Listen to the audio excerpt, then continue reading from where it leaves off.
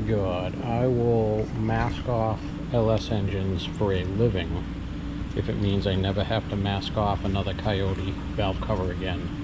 What a pain in the ass.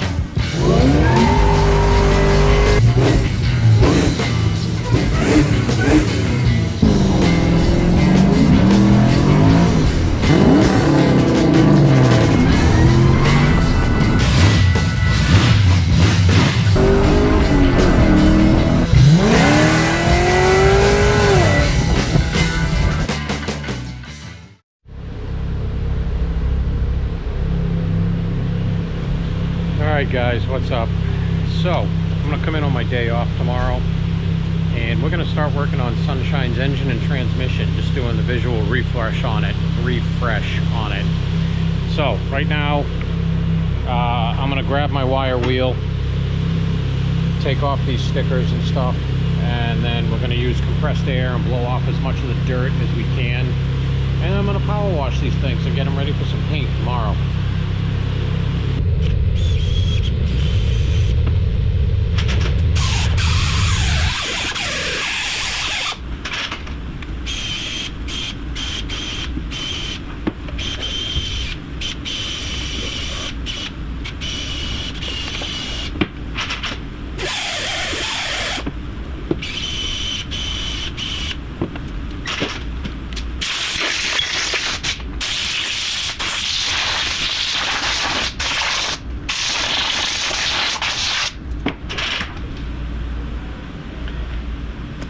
Alright, time to go degrease and power wash. Okay, the 6R80 is cleaned, degreased. I blew it off. We're going to let it dry overnight. In the morning, I'm going to wipe it down with some solvent and make sure there's no areas I want to clean some more. Like this is all just stained aluminum. It's not going to come out, and I'm not grinding the entire thing. There's no need. Also washed the Coyote, and amazingly, actually, from just a wash, it looks pretty damn good. But tomorrow we're still going to strip off valve covers, intake, all the piping, all the pulleys, pretty much everything down to a long block. And same thing, do a wipe down with solvent and get ready to paint that as well. And onto that is going to go this power by the hour drive kit, which I believe they call it their speed drive, if I remember right, and they offer this for naturally aspirated and supercharged Coyotes. We got the naturally aspirated, obviously. So that'll be what I'm doing tomorrow, but right now, me and Booger over here, I'll go home and get some food, and then I'll see you guys in the morning. Good morning. We are hanging on the lift. I went over the whole thing with some Scotch-Brite and my cone, whatever you call it, bit over there, getting in all the little edges and stuff, and then we're going to put this back on the table.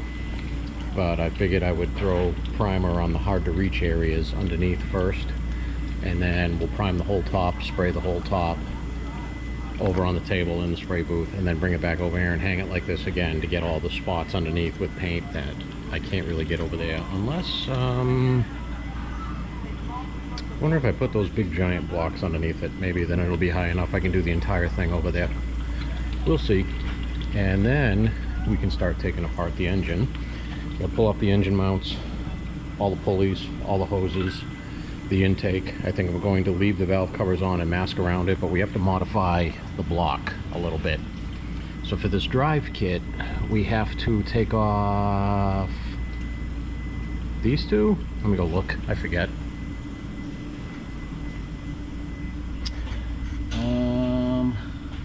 Where are we? 3. Okay. So I have to grind down these 3. Sorry, no, these 3. Flush, and then this rib right here I have to grind in to the main casting to make room for everything, and then we can solvent clean this one and paint it. And also I have to grind off this tab right here because this bracket has to mount there and that tab is in the way of the bracket. It's gonna be a cool little kit once it's on there. We've done this before. We used this exact same kit on the 69 F100. But let me get cracking. Let me get that thing back onto that table and push it over there, and then I can start taking this thing apart.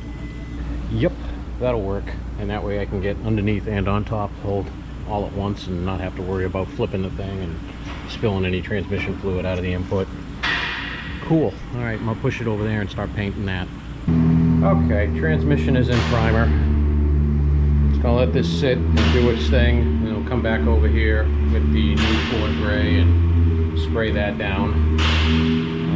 Then I'll unmask this and retouch that up, because I think I scratched it in a couple small places with just some flat trim black. But it looks good. So let's get over there and start taking the engine apart. Okay, so we're almost stripped down. I got the balancer off, water pump pulley, all the hoses and stuff, the intake obviously. Gonna take off our oil filter adapter and the motor mounts. And then I think we're good. I took pictures of everything, so I have reference for where all the sensors go. I'm gonna pull out my cam sensors, my crank sensor, the knock sensors, take off this ground wire we won't be needing anymore. And then we're gonna douche this thing with solvent and clean it, because as you can see the valley, even though no one's gonna see it, I wanna clean it and make sure the paint adheres good to it. And stuff like under the water pump here, absolutely nobody's gonna see that either, but I wanna clean all that. Clean off all this corrosion that's here. Take a scuff pad to this little bit of rust. This is from the old factory AC clutch. They always throw out a little rust when they engage, disengage. And once I got all that stuff clean, I'm gonna drill out this plastic retainer. This was for the factory harness. That this is going to be a used. Well, actually, no, this one's getting lopped off too. These three. And then start cleaning this thing up and getting ready for paint. But before I do that, the transmission has had plenty of time to dry over there. It's been about a half hour, so I'm gonna go put a coat of paint on that. And forgive me if I'm not my normal chipper self with my beautiful shining personality, but just taking a look around this, making sure everything's got a good coating of primer on it. I've just got so much going on right now. Nothing bad, just a lot going on. Mainly combining everyday life and work, and then work after work with trying to get the house done as well, which we are, I would say, 98% done with demo, and 50% done with the whole job as a result. I'm gonna go home after this and do some of that, and then some of that on Sunday. I don't know if I've told you guys yet, but I am filming all that too. So I'll put that up in a little video too as well, so you can see some before and after, because sometimes people like that stuff on home improvement, and it's going to be a drastic change. This house has not been updated since 1965. But let me grab my paint. So this is what we're using here, Duplicolor New Ford Gray, and I'm gonna spray this down. All right, there she is. Funny enough, the new Ford Gray is only about a tick of a shade off from the primer. So if I clear coated the primer, probably could have got away with that. But this is actually one of the nicer transmissions. Ford transmissions, their castings are pretty smooth. GM's very rough. The 6L90 we did for McDreamy in that beautiful old bronze gold, whatever it was there. Color looked amazing, but unfortunately their casting was so rough that there was just a lot of stuff to draw your eye away from the color. Yeah, unlike the inside of the bell housing here. But yeah, this doesn't look bad. So this is going to be the same color on the engine. But first I got to get over there and start cleaning the crap out of it. Looks even better out of the booth. Yeah, it's going to look pretty decent underneath that truck. Alright, I've got all my sensors, my wiring, my hoses, my mounts, my oil filter, bypass or relocator, all that stuff is stripped off. So I am going to grind off these 3 studs I got to grind off, and then get going on cleaning this thing and masking it off. Kind of sucks. I left my Sawzall at home, and I have a really good metal bit in it because, you know, like I said, I'm doing the house stuff, and man, that would make quick work out of these things. All my other parts, pulleys and motor mounts, are washing over there in the parts washer right now. So let me let me grab my cutoff wheel and do my second most favorite thing in the world and get aluminum shavings all over myself. All right, I've got those top 3 cut. I don't have this one cut yet. I'll cut this when I bring the other bracket over to see how much I have to cut this. This one I'm going to take off these 2 bolts and put in the bracket that they give you with the kit and get the alternator situated in here. To make sure I have this one I think is pretty much where it needs to be. This one is definitely where it needs to be. This one I might need to grind down some more, but I want to fit it up there and see and make sure that everything is clear and free moving. Okay, so I think we're all clearanced. To mount this flip kit for the alternator, you take out these 3 main timing cover bolts and they give you these standoffs to put in here. Now with this all the way in, you can see we've got plenty of room because I clearanced up there, and inside here we've got plenty of room in there too. I am going to grind that one and just make it a little bit more parallel, but I mean it's clear. It's got all the room it needs, but I'm just going to make it a little more parallel. The only thing that sucks about this kit is if you need to do a belt, you have to remove the alternator because it's completely captured in there. So I am going to go grab the balancer out of the parts washer and just slip it on there real quick. I want to make sure the belt, all the routing and everything is good, and this standoff's not in the way, because they say on some models you have to grind this one too. Okay, so I mocked everything up. Belt routing for that is good, but that belt also goes around the AC, so we're going to do this next. So this bracket mounts to those 2 existing holes, but you see why I have to cut this nub off there.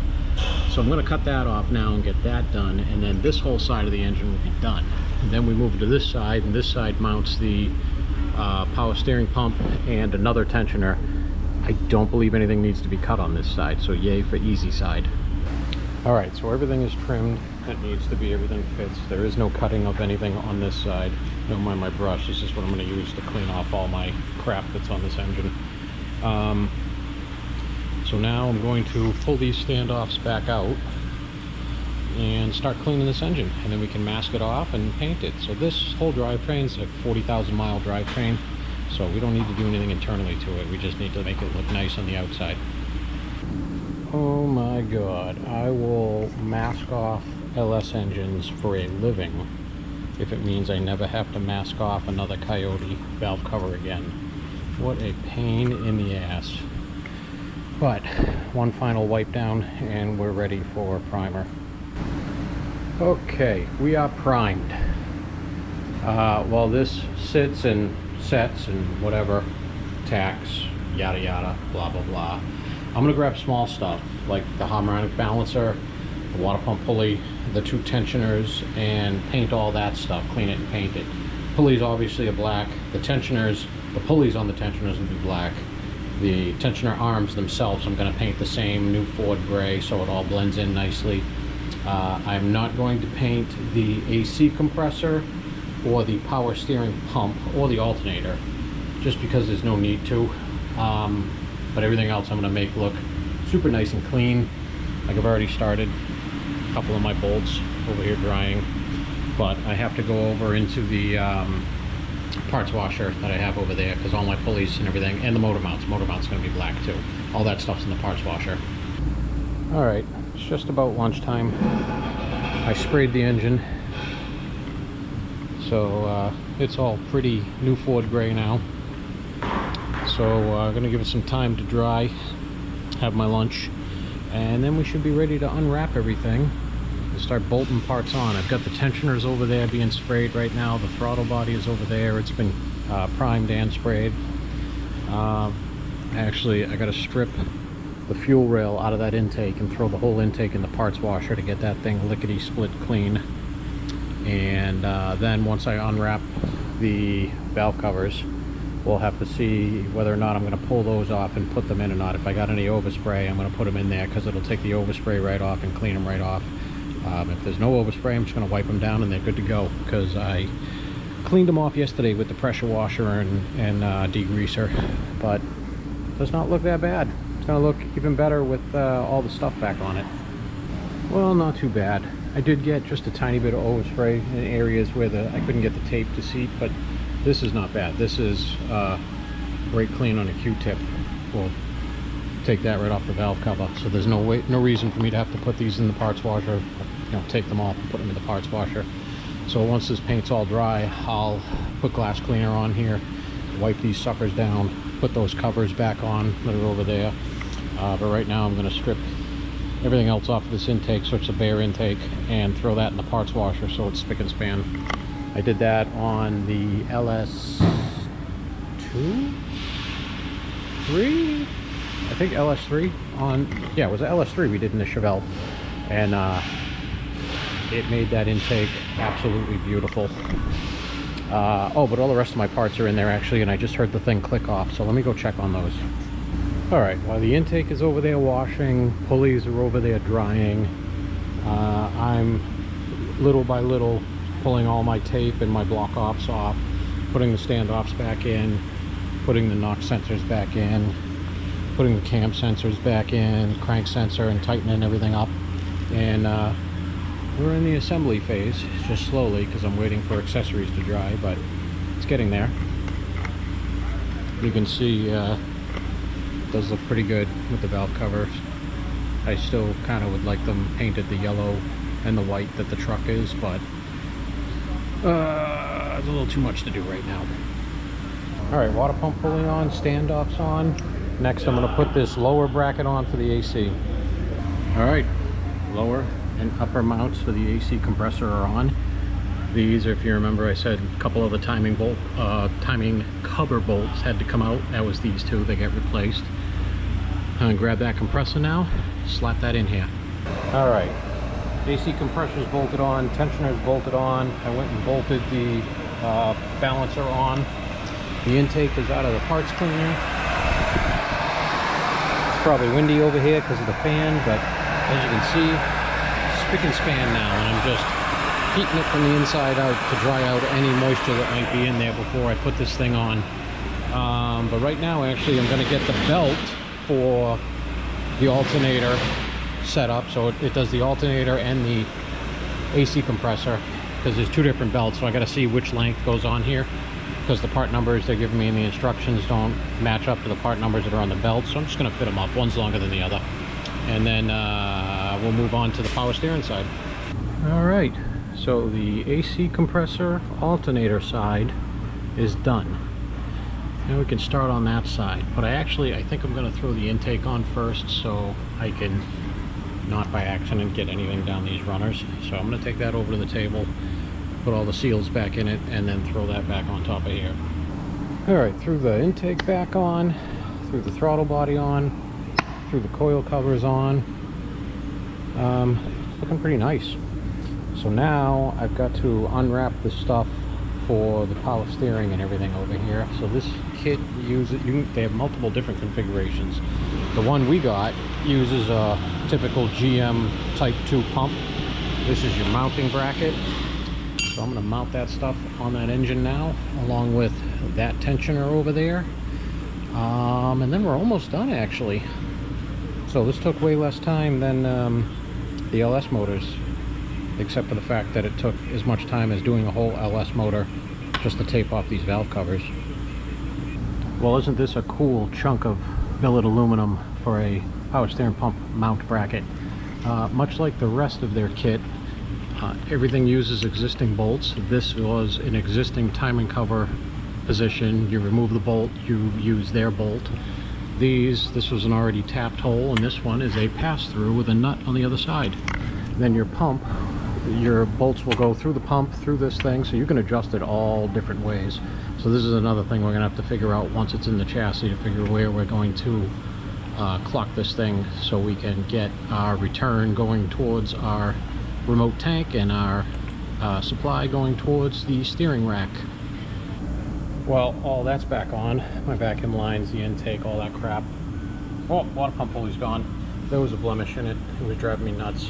I sandblasted the thing all over again, and we're starting from scratch. It's currently drying over here with 0 blemishes. So as soon as the bolts for it are done drying, we'll throw that back on. And I'll give you a look of everything here. This is how we're clocking. Yes, that does hit, but it doesn't hit once the belt's on.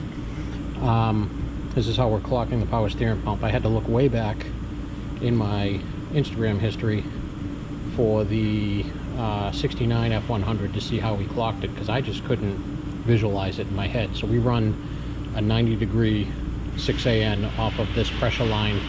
That truck was steering box. This one is QA1 front clip with a steering gear rack. So we'll just go right down to the rack, and this one will go up to our reservoir. This water outlet and that one, we get a couple of billet units from Power by the Hour, as well as this purge valve gets a block off from Power by the Hour. They have a billet one, but we're just going to get the black nylon one they have, because this gets covered anyways, and you don't really see it, and there's nothing else on top of this engine that's billet or shiny, so there's no reason for that. Bossman is also going to grab the exhaust manifolds for me so I can throw those on, and then he's going to take this Monday. Those I wrapped a while ago. There was a video on it too. They're just factory Coyote manifolds. Oh, I have to put my, speaking of manifolds, my manifold on for my AC compressor. That's over there. I'm going to do that now, and then hopefully by the time I'm done doing that, that pulley will be dry and we can throw everything back on, and I'll give you a complete look. Alrighty, there we go. Not bad. I think it's like 4 o'clock, if I remember last time I looked. I got a little fuzz from my towel wiping everything off. Not bad. I was about to say this took me way less time to do than the LS6 for the Chevelle, but then I also realized last night, as you saw in the beginning of this video, is when I kind of power washed this entire thing and broke some of it down, and totally broke that down. And the Chevelle, I did not do that. It was starting first thing in the morning. I was power washing and degreasing, so I had to wait for stuff to dry. I like it. It's not bad. Looks pretty good. So this is a cool little kit. Oh, so it flips the alternator like I've told you, because I think factory mounts it down here, and it's in the way of the frame. Even if you're not using a QA1 front clip, it's in the way of the factory frame. Actually, I can show you. So this is the engine bay of the 69 F100. Same exact setup, but this is in with a steering box, which is right here, instead of rack and pinion. And this was before we swapped over a bunch of other stuff. I had to look up this picture because I wanted to see the clocking for the power steering. But same deal. So this is how it's going to look in this truck, only much neater because there's no steering box here. Everything's down bottom now, and there's actually no main factory front crossmember in there, because it's a complete QA1 front clip tubular. So pretty cool. But I mean, it don't look bad. I am overall impressed with it. Stuff like this kind of aggravates me, dirty sensors, but we're not going to be replacing sensors because they're dirty. So this will go up to my brake booster. This will go out to the air inlet, to whatever we have for a tube, whichever way this goes. This will go on a bung that goes on there. I'm trying to remember the other stuff we did. I believe this one gets blocked off as well, or no, actually this one we put a small barb on it, because that I used for my vacuum source for my VaporWorks, for my pulse width modulation or modulated fuel pump module, because it takes a vacuum reading and changes your pulse based on that. But yeah, and transmission's done. I threw the converter back in it. I threw the shift arm back on it. Didn't really screw up anything on this, so that's good. We can leave that. Took the tape off of my main power plug. Oh, so I have other stuff I have to paint, but not major stuff. Can you hear my shoe squeaking? It's aggravating the crap out of me. So this whole harness, we're going to be using most of it, because the power by the hour stuff plugs in line with that stuff. The inspection plate right there, I'm going to pull that out and clean that before I leave. The starter we're going to be using, so I'm going to pull that out and clean that.